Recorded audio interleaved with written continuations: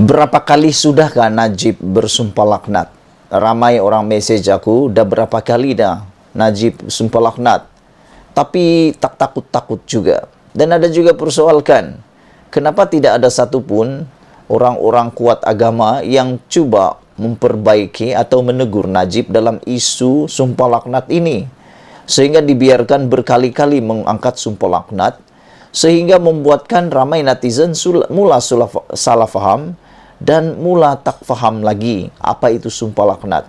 Kerana seakan-akan ada geng-geng terkini, ada orang-orang politik terkini yang suka sangat menggunakan sumpah laknat ini sebagai senjata terakhir dalam memperbetulkan atau cuba membuktikan bahawa mereka tidak salah. Kadang-kadang aku rasa sumpah laknat sudah jadi senjata yang biasa bagi orang-orang politik. Perlu diingat, sumpah laknat ini bukan satu permainan. Sumpah laknat ini bukan satu perkara yang boleh diperjudikan. Kerana ia berkaitan dengan Allah dan diri sendiri. Bermakna mereka harus bertanggungjawab.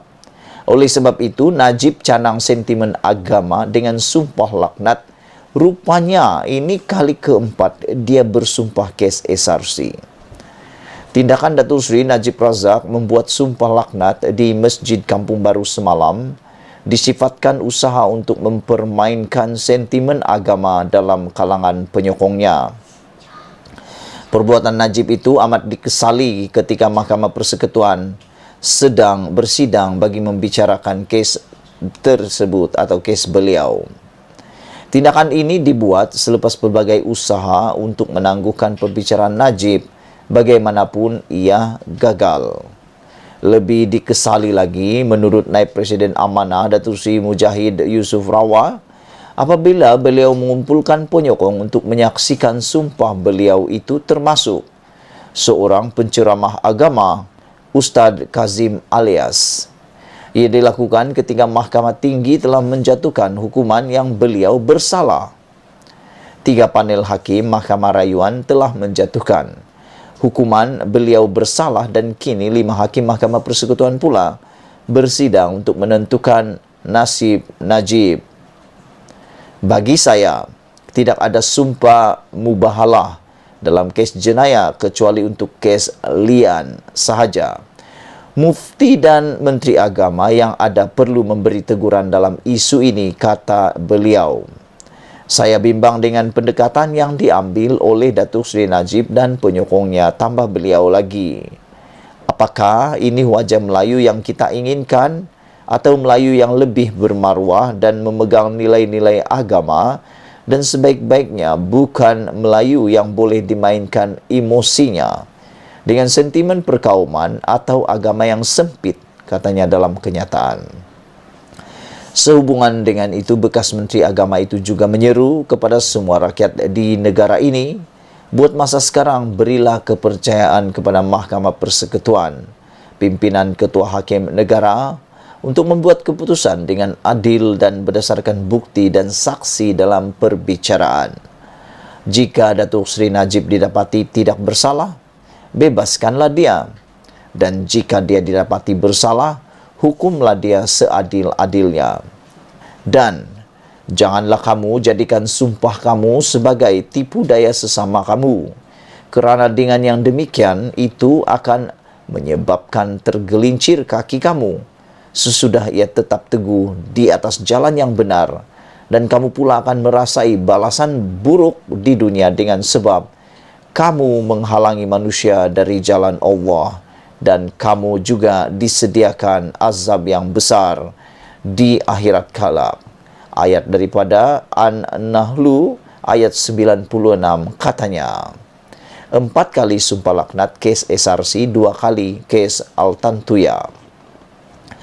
Sehubungan itu, warganet mendedahkan sumpah laknat yang dilakukan Najib berkenaan kes dana SRC pada malam tadi adalah buat kali keempat.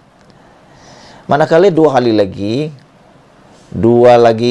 kali sumpah laknat yang dibuat bekas Perdana Menteri itu adalah berkaitan kes wanita Mongolia Altantuya Saribu yang mati dibunuh pada 2006 di Puncak Alam, Selangor. Ini bermakna 6 kali sumpah laknat dilakukan Najib. Ini bermakna sudah 6 kali Najib membuat sumpah laknat dalam hidupnya. Pada 22 Ogos 2008, Datuk Seri Najib Tun Razak bersumpah secara Islam di Masjid Jamek Guar Perahu bahawa beliau tidak kenal dan tidak ada kaitan dengan wanita Mongolia Altan Tuya Seribu yang mati dibunuh pada 2006 di Puncak Alam, Selangor. Selepas bersumpah, beliau menyumbang RM 1,4 juta kepada Masjid Jamek Guar Perahu. Pada 20 Disember 2019, Perdana Menteri Datuk Seri Najib Razak melafazkan sumpah laknat di Masjid Kampung Baru Kuala Lumpur, menafikan pembabitannya dalam pembunuhan wanita Mongolia Altan Tuya Seribu selepas inspektor membuat SD bahawa pembunuhan tersebut adalah atas arahan Najib di Masjid Kampung Baru. Pada 4 Februari 2020, bekas Perdana Menteri Najib Razak bersumpah ketika memberi keterangan untuk menunjukkan beliau tidak tahu mengenai RM42 juta yang disalurkan ke akaunnya dalam kes SRC.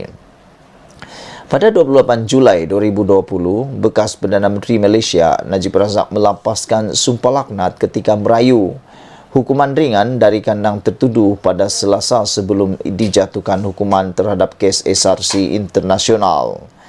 Pada 8 Disember 2021, sumpah laknat beliau tidak bersalah selepas Mahkamah Rayuan menolak rayuan beliau dalam kes SRC internasional di Masjid Kampung Baru, Kuala Lumpur.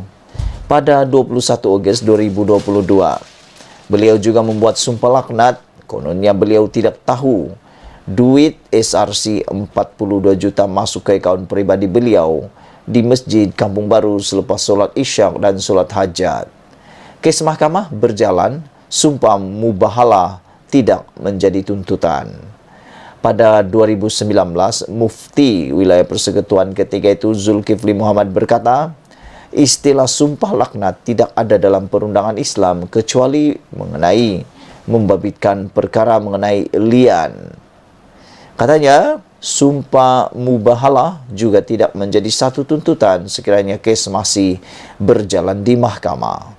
Zulkifli juga berkata dalam prinsip perundangan Islam, sumpah hanya diambil kira atau dilakukan apabila diminta oleh kadi ataupun hakim. Itulah dia satu lagi pendedahan yang amat mengejutkan Najib apabila sentimen Najib cadang sentimen agama dengan sumpah laknat. Rupanya ini kali keempat dia sudah bersumpah kes SRC. Sekian dulu isu kali ini. Jangan lupa tinggalkan komen anda, tekan butang subscribe. Malaysia kita punya, kita jaga sama-sama. Cintai Malaysiaku. Bye-bye.